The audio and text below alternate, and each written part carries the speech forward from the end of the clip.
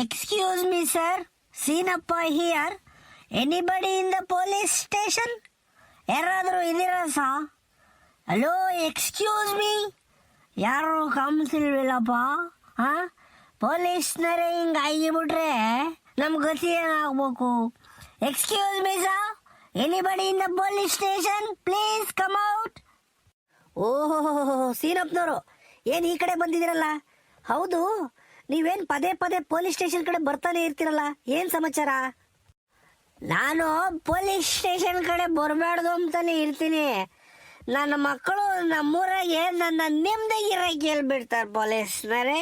ಹಾಂ, ನೆಮ್ಮದಿಗಿಡಕ್ಕೆ ಬಿಡಲ್ಲ ನನ್ನ ಮಕ್ಕಳು. ಹಾಂ, ಒಂದಲ್ಲ ಒಂದು ಕಿರಿಕ್ ಮಾಡ್ತಾನೆ ಇರ್ತಾರೆ ಸಾ. ಅದಕ್ಕೆ ನನಗೆ ತಲೆ ಕೆಟ್ಟೋಗ್ಬಿಟ್ಟು ನಿಮ್ಮ ಸಹಾಯ ಪಡೆಯೋಣ ಅಂತ ಬಂದಿದ್ದೀನಿ. ಹಾಂ, ಈ ನನ್ನ ಮಕ್ಕಳು ನಿಂಗೆ ಬಿಟ್ರೆ ಸಾ ಹೇಳ್ತಿಲ್ಲ ಕೇಳ್ರಿ. ಈ ನನ್ನ ಮಕ್ಕಳು ನೆಮ್ಮದಿ ಕೊಡಲ್ಲ ಸಾ. ಮನೆ ಕೆಂಡರ ಮೇಲೆ ಗುಂಡು ಕಲ್ಲು ಎತ್ತಾಗ ಅದೇ ಹೋಗ್ಬಿಡ್ತಾರೆ ಅಂತ ನನ್ನ ಮಕ್ಕಳು ನಮ್ಮೂರಾಗಿರೋದು.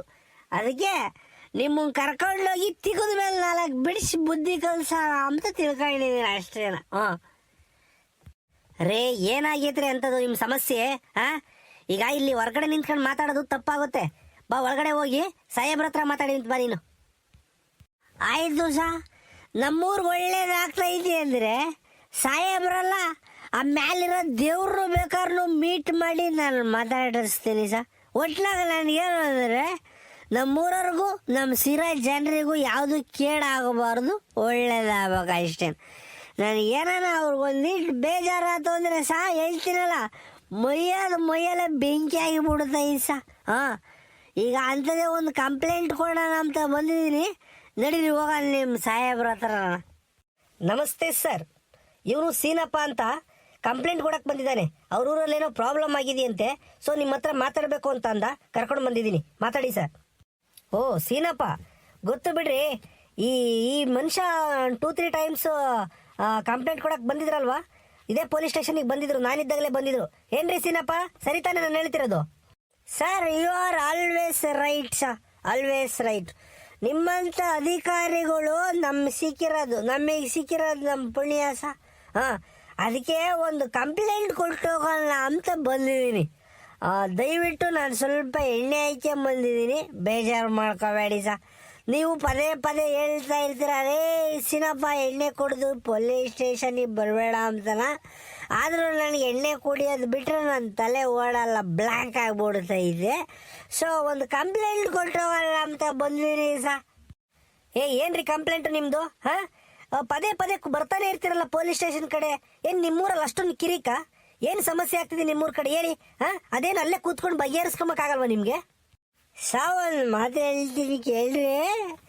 ಸಣ್ಣ ಪುಟ್ಟ ಸಮಸ್ಯೆಗಳು ಆದರೆ ಏನು ಹೇಳ್ರಿ, ಸಣ್ಣ ಪುಟ್ಟ ಸಮಸ್ಯೆ ಆದರೆ ನಾವೇ ಕೂತ್ಕೊಂಡು ಕಂಟೆ ಪಂಚಾಯಿತಿ ಮಾಡ್ಕೊಂಡು ನ್ಯಾಯ ಪಂಚಾಯಿತಿಗೆ ಮಾಡ್ಕೊಂಬಿಡ್ತೀವಿ. ಗೌಡ್ರು ಇದ್ದಾರೆ, ನಾನಿದ್ದೀನಿ, ನಮ್ಮೂರಾಗ ಹಿಂಗೆ ತಲವಂದಿಗರ ಇದ್ದಾರೆ, ಇವರೆಲ್ಲ ಕೂತ್ಕೊಂಡು ಮಾತುಕತೆ ಮಾಡ್ತೀವಿ.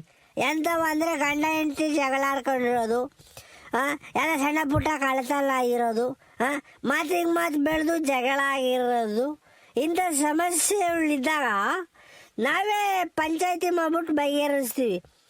ಈಗ ನಾನು ಕೊಡಕ್ಕೆ ಬಂದಿರೋ ಕಂಪ್ಲೇಂಟು ಒಂಚೂರು ದೊಡ್ಡದು ಸ್ವಾಮಿ. ಹಾಂ, ಅದು ಸ್ವಲ್ಪ ತಲೆ ಮನೆ ಹೋಗೋವಂಥ ವಿಚಾರ. ಅದಕ್ಕೆ ನಿಮಗೆ ಕಂಪ್ಲೇಂಟ್ ಕೊಟ್ಟು ನಿಮ್ಮನ್ನ ಜೊತೆ ಕರ್ಕೊಂಡು ಅಂತ ಬಂದಿದ್ದೀನಿ ಸಾ. ಹಾಂ, ಅಷ್ಟೇ, ಇನ್ನೇನಿಲ್ಲ. ಸರಿ, ನಿನ್ನ ಕತೆ ಪುರಾಣ ಎಲ್ಲ ನಿನಗೆ ಕೇಳಕ್ಕೆ ಟೈಮ್ ಇಲ್ಲ. ಏನು ಕಂಪ್ಲೇಂಟ್ ಕೊಡಬೇಕು ಹೇಳು ಬೇಗ. ಅದೇನು ಬೇಗ ಹೇಳು ಸಾ. ಸಿಂಪಲಾಗಿ ಹೇಳ್ಬಿಡ್ತೀನಿ ಕೇಳಿ ಸಾ. ನಮ್ಮೂರಾಗೆ ಗೋವಿಂದಪ್ಪ ಅಂತ ಇದ್ದಾನೆ ಸಾ. ಅಜ್ಜ ಆಗ್ಬಿಟ್ಟ, ನಾಳೆ ಒಂದು 60-65-70 ವರ್ಷ ಇದೆ ಅಂತ ಅಂದ್ಕೊಳ್ರಿ. ಅವನಿಗೆ ಹೆಂಡತಿ ಇದ್ದಾರೆ, ಮಗ ಇದ್ದಾನೆ, ಮಗನ ಹೆಂಡತಿ ಸೊಸೆನೂ ಇದ್ದಾಳೆ. ಹಿಂಗೆ ಜೀವನ ಚೆಂದಾಗಿ ನಡ್ಕೊಂಡು ಹೋಗ್ತಿತ್ತು ಸಾ ಅವ್ರದ್ದು. ಹಾಂ, ಗೋವಿಂದಪ್ಪಗೊಂದು 3 ಜನ ಅಣ್ಣ ತಮ್ಮದಿರ ಇದ್ದಾರೆ. ಗೋವಿಂದಪ್ಪಗೊಂದು ಅಡಿಕೆ ಗಿಡ ಇದ್ವು ಸಾ, ಅವನು ಭಾಗಕ್ಕೆ ಬಂದಿರೋ ಅಡಿಕೆ ಗಿಡ ಇದ್ವು. ಅವನ್ನ ಚೆಂದಾಗಿ ನೋಡ್ಕೊಂಡು ಚೆನ್ನಾಗಿ ಬಂದಿದ್ವು ಸಾ ಫಸ್ಲು. ಅಲ್ಲೇ ಒಂದು 4-5 ವರ್ಷದಿಂದನೂ ಕೊಯ್ತಾ ಇದ್ದಾನೆ ಅಡಿಕೆನ. ಒಂದು 5-6 ಕ್ವಿಂಟಲ್ ಬಿದ್ದೇ ಬೀಳ್ತೈತೆ. ಹಂಗೋನು ಚಂದಾಕಿದ್ದ, ಹೆಂಗ ಅಡಿಕೆ ಮಾರ್ಕೊಂಡು ಅದು ಇದು ಮಾಡ್ಕೊಂಡು ಚಂದಾಕಿದ್ದ ಯಾರೋ ಅನಿಷ್ಟ ನನ್ನ ಮಕ್ಕಳು ಬಂದ್ಬಿಟ್ಟು ರಾತ್ರಿ ಬಂದ್ಬಿಟ್ಟು ಮಚ್ಕುಡ್ಲು ತಗೊಂಬಿಟ್ಟು ಎಲ್ಲ ಅಡಿಕೆ ಗಿಡ ಎಲ್ಲ ಕತ್ತರಿಸಿ ಹಾಕ್ಬಿಟ್ಟವ್ರಲ್ಲ ಅಡಿಕೆ ಗಿಡನೇ ನೆಚ್ಕೊಂಡಿದ್ದ ಗೋವಿಂದಪ್ಪ ಕತೆ ಏನಾಗಿರ್ಬೇಕು ಯೋಚನೆ ಮಾಡಿ ನೀವು ಒಂದಿಟ್ಟು ಸುಮ್ಮನೆ ನಿಂತ್ಕೊಂಡ್ರೆ ಆಗಲ್ಲ ನೀವು ಯೋಚನೆ ಮಾಡಬೇಕು. ಗೋವಿಂದಪ್ಪ ಗೋಳೋಮ್ ತಳ್ತಾನೆ ಹಂಗೇನ.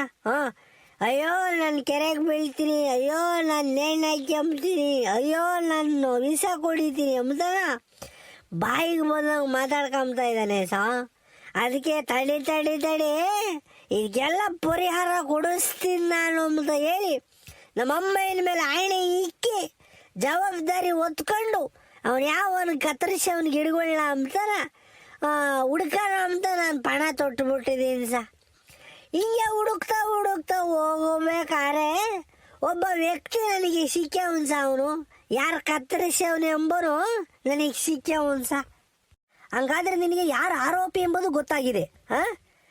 ಸರಿ ಆಯಿತು, ಯಾರ ಆರೋಪಿ ನನಗೆ ಗೊತ್ತು, ಆದರೆ ಪಕ್ಕ ಅವನೆಂಬುದು ಗೊತ್ತಿಲ್ಲ ಯಾರು ಅಂತ ಹೇಳ್ಬಿಡ್ತೀನಿ ಕೇಳ್ರಿ. ಅದೇ ಗೋವಿಂದಪ್ಪ ಇದಾನಲ್ಲ, ಅಡಿಕೆ ಗಿಡ ಹೋಗ್ಯಾವಲ್ಲ, ಆ ಗೋವಿಂದಪ್ಪನ ಅಣ್ಣತಮ್ಮದ ಒಬ್ಬ ಇದ್ದಾನೆ, ಅಣ್ಣತಮ್ಮ ನರಸಿಂಹ ಅಂತಾನ.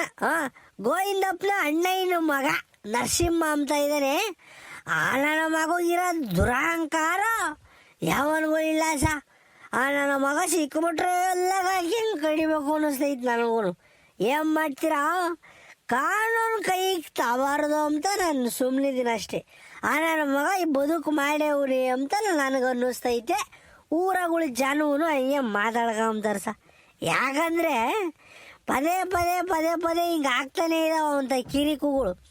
ಅಡಿಕೆ ಗಿಡ ಕತ್ತರಿಸಿರಲ್ಲ ಅವತ್ತು ಮುಚ್ಕೊಂಡು ಹಿಡ್ಕೊಂಡು ರಾತ್ರಿ ಹೋಗ್ತಿದ್ದಂತೆ ಊರಾಗ ನಡ್ಕೊಂಡು ಒಂದು 12-1 ಗಂಟೆ ಹಿಂಗೆ ಮಧ್ಯರಾತ್ರಿ ಊರಾಗ ಮುಚ್ಕೊಂಡು ಹಿಡ್ಕೊಂಡು ನಡ್ಕೊಂಡು ಹೋಗ್ತಿದ್ದಂತೆ. ಯಾರೋ ಸಾವಿತ್ರಮ್ಮನೋ ಸಾಕಮ್ಮನೋ ಯಾರನ್ನ ಒಂದ ಮಾಡಕ್ಕೆ ಹೋದಾಗ ನೋಡವ್ರಿ. ಓಹೋ ಓಕೆ ಇದಾ ಮ್ಯಾಟ್ರು. ಸರಿ ಆಯಿತು ರೇ ಕಾನ್ಸ್ಟೇಬಲ್, ಇವ್ರ ಜೊತೆ ಹೋಗಿ ಇನ್ವೆಸ್ಟಿಗೇಷನ್ ಮಾಡಿ. ಬೇಡ ನಾನು ಬರ್ತೀನಿ, ಇಬ್ಬರು ಹೋಗೋಣ. ನಾಳೆ ಮಾರ್ನಿಂಗ್ ಹೋಗಿ ಅವ್ರು ಏನು ಹೇಳ್ತಿರೋ ಇನ್ವೆಸ್ಟಿಗೇಷನ್ ಮಾಡೋಣ. ಅವ್ನು ಯಾರೋ ನರಸಿಂಹ ಅಂತ ಇದ್ದಾನಲ್ಲ, ಅವನ್ನ ಪೊಲೀಸ್ ಸ್ಟೇಷನ್ಗೆ FIR ಮಾಡಿ ಕರ್ಕೊಂಡು ಬರೋಣ. ಕರ್ಕೊಂಬಂದು ಅವನು ಚೆನ್ನಾಗಿ ಬೆಂಡೆತ್ತಿರಿ ಗೊತ್ತಾಗುತ್ತೆ. ಅವನು ಬೆಂಡೆತ್ತಿ ಬಾಯಿ ಬಿಡಿಸೋಣ. ಅವನೇನಾದರೂ ಅವನೇ ಆರೋಪಿ ಅಂತ ಅಂದರೆ ಅವನ ಮೇಲೆ FIR ಹಾಕಿ ಕೇಸ್ ಬುಕ್ ಮಾಡಿ ಕೋರ್ಟಿಗೆ ಸಬ್ಮಿಟ್ ಮಾಡೋಣ, ಆಯಿತಾ? ಇಲ್ಲ ಅಂತಂದರೆ ಇವ್ರು ಬುದ್ಧಿ ಕಲಿಯಲ್ಲ ಇವರೆಲ್ಲ. ದಯವಿಟ್ಟು ಬುದ್ಧಿ ಕಲಿಸ್ಬೇಕು ನನ್ನ ಮಕ್ಕಳಿಗೆಲ್ಲ. ತುಂಬ ಬಾಲ ಬಿಚ್ಚಿಬಿಟ್ಟಿದ್ದಾರೆ ನನ್ನ ಮಕ್ಕಳು, ಬಾಲ ಕಟ್ ಮಾಡಿಬಿಡ್ರಿ ಅದೆಲ್ಲ ನಮಗೆ ಗೊತ್ತಿದೆ.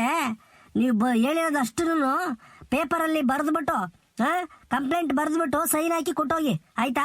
ನಾವೇನು ಮಾಡಬೇಕು ಅಂಬದು ನಮಗೆ ಗೊತ್ತಿದೆ. ಮುಂದಿನ ಪ್ರೊಸೀಜರ್ ನಾವೇನು ಮಾಡ್ತೀವಿ ನೀವಿನ್ನು ಹೊಡ್ಬೋದಿನ್ನ. Okay sir, thank you so much. ದಯವಿಟ್ಟು ಸಹಾಯ ಮಾಡಬೇಕು okay you can go now. Thank you so much sir, thank you.